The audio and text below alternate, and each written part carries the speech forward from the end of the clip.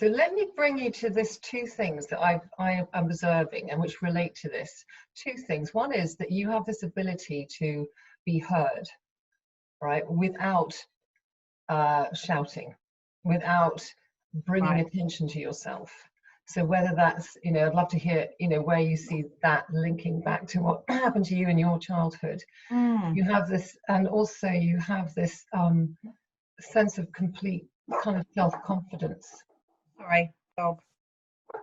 That's okay. We have dogs, we have children already.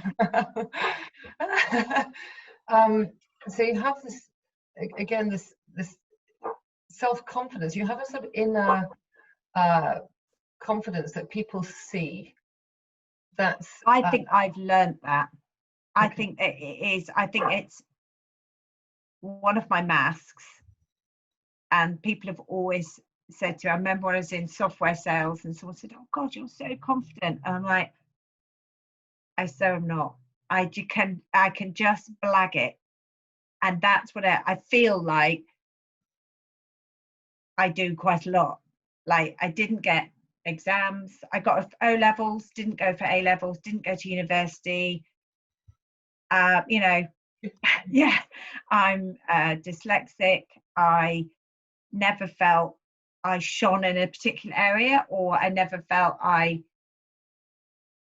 had a drive or towards a certain thing. And I still remember my parents saying, you're really good at cooking, you're really good at kids, what would you like to do? I was thinking, oh, is that all that's open to me?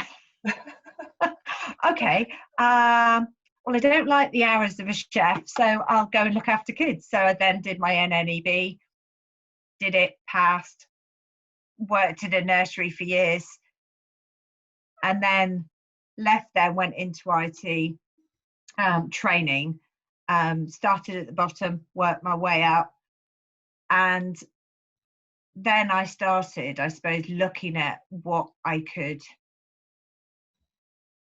thought I would be good at and what I enjoyed, really. What I got something out of it, and realized that actually what I get my energy from people. If someone said, like even with SmartWorks, go on the stage and present, I'm like, it fills me with dread. And I instantly think I'm not going to be good enough. I'm not going to get it right. I'm quite a perfectionist. Okay, well, I guess that we could probably put all our hands up as women and say perfection is a feminist issue, which I think is generalizing. But I mean, I remember when we had our launch party and we had the Lord Lieutenant and the Mayor there, and I had to give a speech, and he was so eloquent and good at his speech, as he would be. And I remember thinking, I've got to talk about, and if I'm talking just about our experiences at SmartWorks, meeting the clients, why we do, why I enjoy it, I can do that. If someone says, how many unemployed are there? You know, how many people have you got back into work? What, you know, and what's the social impact on that? I think, I've got to remember these like stats, and I've got to remember how do I put it, and I've got to be politically correct, and I've got to use the right words, and then I panic and I'll write it down. But because I don't feel I'm a very good reader out loud, it then it loses passion. So I've got this exactly sort of, if I don't have to do anything that's very detailed, I'm much more, I can talk to you and just chat, and I'm passionate and I can do it. But if you said like that, the list that you sent through, you know, if you said, right, can you write that down, I'd suddenly make it into this big.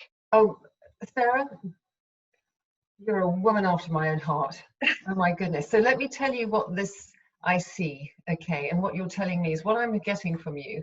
And when I say this is absolutely key to what you do and why you achieve what you achieve through people, is it's not about the facts and figures. You this is about heart to heart. Yeah. This is about reaching, and after all, any kind of charitable endeavor or anything that's worthwhile is driven by emotion. Yeah. And to move people into action, it has to be emotion, and that's what Yeah. we all understand. So where I see you coming from is a place of passion, and Yeah. that has more impact than any other stat that you could possibly Yeah. throw at anyone.